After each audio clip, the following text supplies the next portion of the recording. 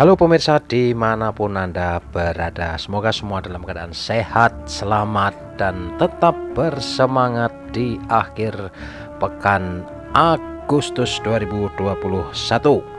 Jumpa lagi informasi terkini perkembangan aktivitas vulkanik Gunung Merapi di perbatasan Jawa Tengah, daerah istimewa Yogyakarta.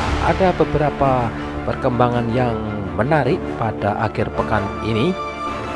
Apa itu? Kita akan simak bersama-sama. Pemirsa, dalam beberapa pekan terakhir ini memang situasi dan cuaca di Merapi kurang begitu bersahabat untuk pemantauan secara visual.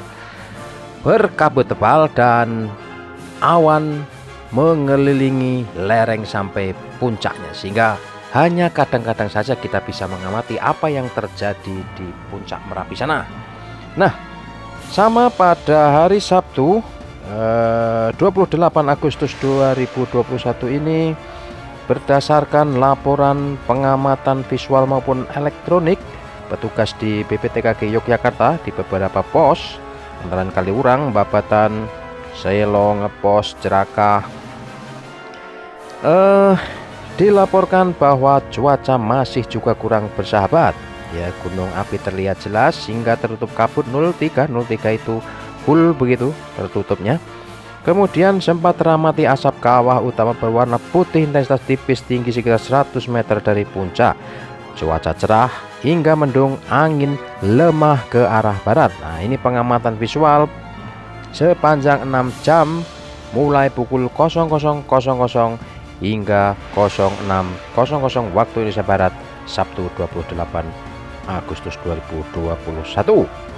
Kemudian suhu udara berkisar antara 13 sampai 20 derajat Celcius, kelembapan 65 sampai 90%, tekanan udara 626 sampai 707 mm Hg. Nah, pengamatan kegempaan selama 6 jam itu terjadi satu kali gempa awan panas guguran, ya, awan panas guguran atau APG, amplitudonya 37 mm dan durasi gempa 190 detik.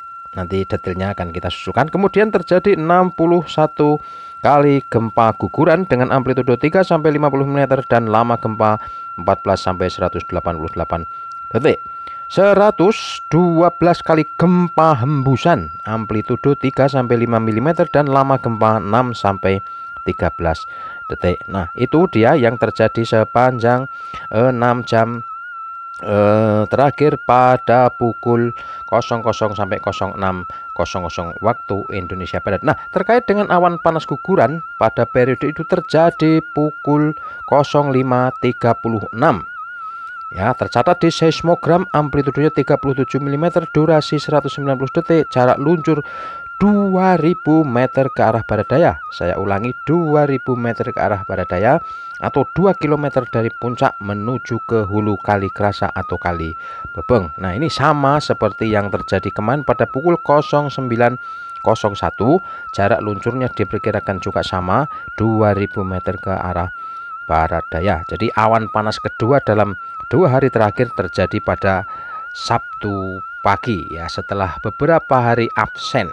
Tidak ada awan panas guguran, tetapi sejak Jumat dan Sabtu ini sudah tercatat, ya, ada 2 kali awan panas guguran. Nah, selengkapnya kita review, kita kilas balik lagi laporan dan data perkembangan sepanjang 27 Agustus 2021 pukul 00 sampai 24.00.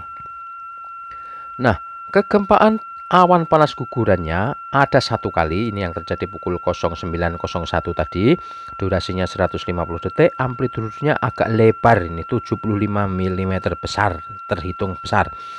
Kemudian guguran tercatat ada 262 kali, amplitudo 3 sampai 43 mm dan durasi maksimal 136 detik. Ada 494 gempa hembusan. Kemudian gempa low frekuensi ini ada 48 kali. Gempa hibrid atau fase banyak jumlahnya sama 48 kali. Amplitudo 3 sampai 24 mm dan 1 gempa tektonik jauh. Ya, ini gempa darat ya, bukan gempa vulkanik. Nah, yang menarik memang mulai dari Jumat dini atau Kamis malam tepatnya itu muncul lagi gempa-gempa low frekuensi, gempa multifase dan gempa event dalam frekuensi yang tinggi, dan ini juga berlanjut sampai pada hari ini. Nah, pemirsa, apa yang menarik pada perkembangan kali ini ya, dari laporan dan data yang disampaikan BPTKG pada Jumat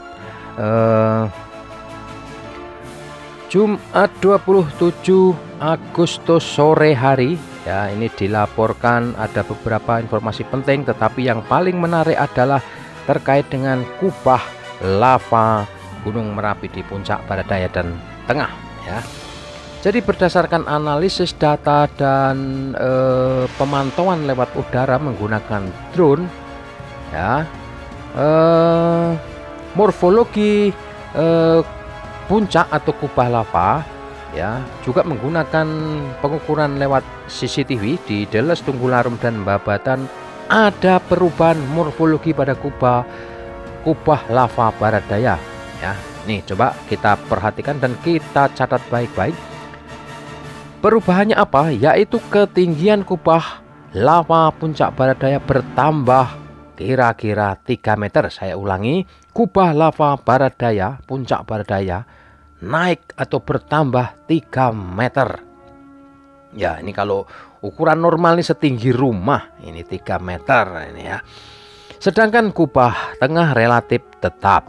Ya, volume kubah lava barat daya sebesar 1.400 meter kubik dan kubah tengah sebesar 2.831 meter kubik. Nah, khusus untuk kubah lava barat daya ini jelas berubah ya, naik ketinggiannya berarti bertambah volumenya, tetapi dibandingkan 2 minggu 3 minggu yang lalu ini turun ya, karena longsor kira-kira 500.000 meter kubik atau setengah juta meter kubik ketika terjadi erupsi besar pada 6 sampai 10 Agustus lalu.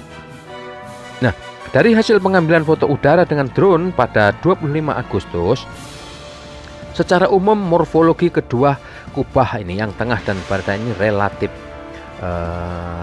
tetap ya. Kemudian kalau kubah lava di puncak barat daya ini berubah karena memang aktivitas ekstrusi magma ada di situ, pembentukan magma dan lava baru ada di area itu, sehingga wajar dan normal saja kalau terjadi perubahan ketinggian, dan ini memang patut untuk dicermati dan diperhatikan secara terus-menerus, karena setelah agak menurun beberapa hari ternyata di akhir pekan ini kembali naik intensitasnya.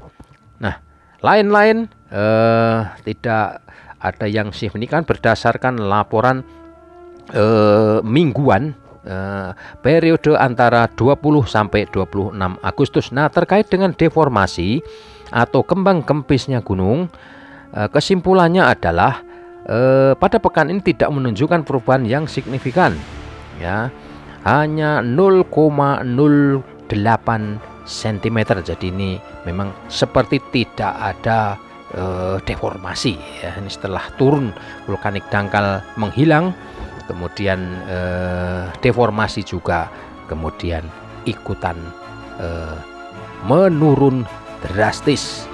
Nah, kesimpulan dan rekomendasi sama seperti yang sejak ditetapkan status level 3 atau siaga 5 November 2020, maka aktivitas vulkanik Gunung Merapi masih tinggi berupa aktivitas erupsi efusif.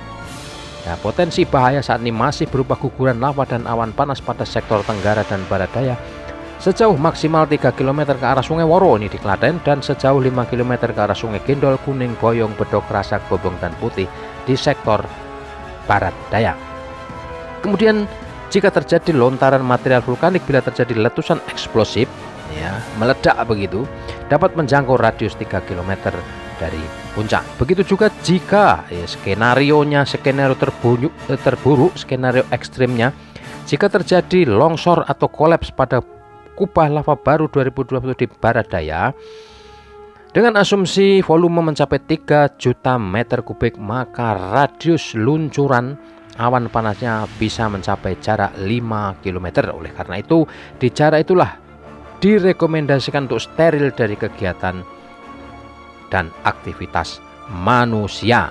Meskipun sampai hari ini juga kita masih menemukan informasi dan fakta di radius itu di beberapa titik masih terjadi penambangan pasir dan batu.